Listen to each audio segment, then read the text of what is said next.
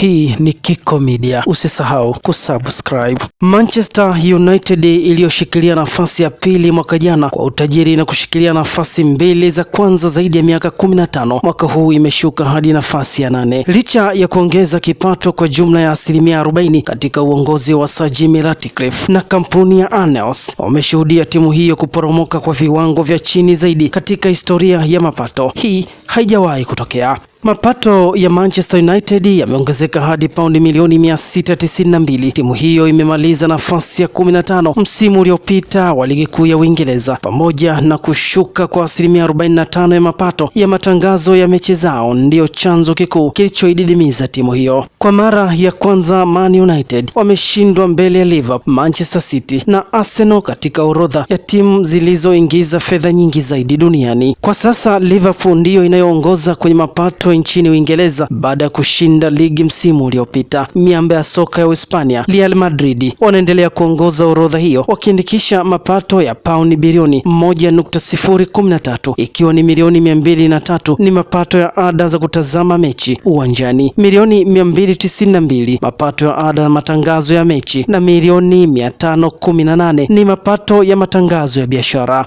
Barcelona ya Hispania ni wa pili wakipanda kutoka nafasi ya 6 mwaka jana baada ya kujiingizia paundi milioni 851. Nafasi ya 3 kwa utajiri ni klabu ya Bayern Munich ya Ujerumani wakijipatia paundi milioni 751. Timu ya 4 ni Paris Saint-Germain yani PSG ya Ufaransa ikiwa na paundi milioni 730. Timu ya kwanza kutoka nchini England iko katika nafasi ya 5 kwa orodha hiyo ambapo ni Liverpool walio na paundi milioni 729.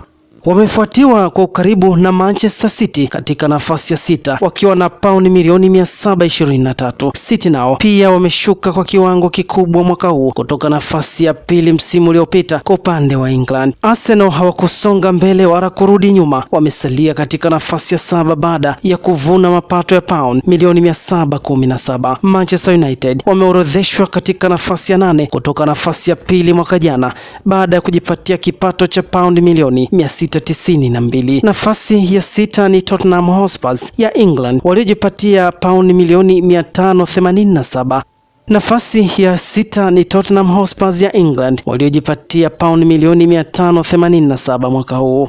Anayefunga orodha hiyo mwaka huu ni Chelsea ya England ambao wamejikusanyia jumla ya paundi milioni 510. Hii ni mara ya kwanza kwa Man United kutoka kwenye orodha ya timu 5 zinazoingiza fedha nyingi zaidi kwa muda wa miaka 29.